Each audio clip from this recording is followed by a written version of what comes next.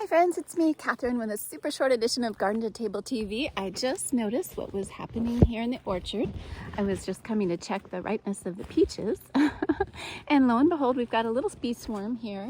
It's a fairly mini bee swarm. Super gentle.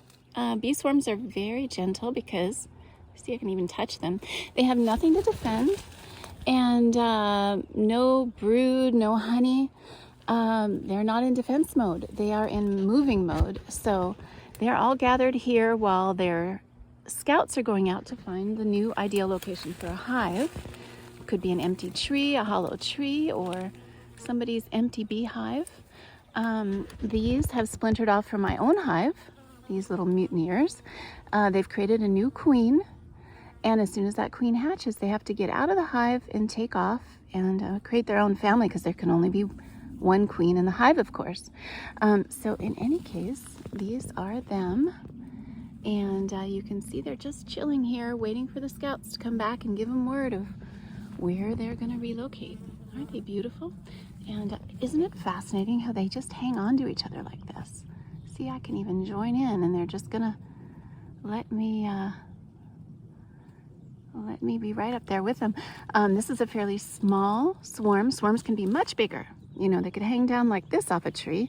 And the fascinating geometry of all this is that these bees are all just clinging to each other. And in the very center is the queen that they're, of course, protecting. But yeah, they've got nothing else to lose, so they don't tend to come after anybody.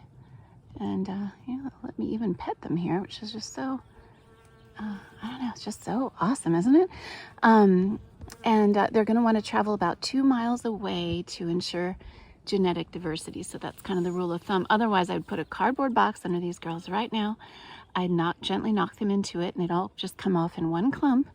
And then I'd put that clump in one of my empty hives, because of course I'd love to keep them here on the property, but in fact they are not going to stick around if I do that. So I'm going to save us all the hassle and just let them do their thing and take off and go elsewhere.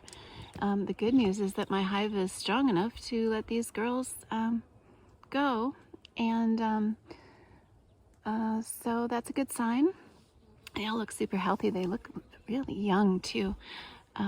It's so fascinating. I wish we could ask them, you know, who gets to stay and who gets to go, and who decides who's mutineering and starting a new family. And who's staying? I'm going to guess this is about 1,000 bees right here, probably, wouldn't you guess?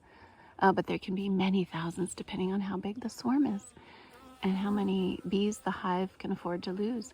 Sometimes a single hive can split off several times in a hot springtime environment. And here we are now in the early days of summer, and it seems a little late maybe, but they're taking off. So I'm going to have that many less bees in my hive, but hopefully they'll regenerate quickly.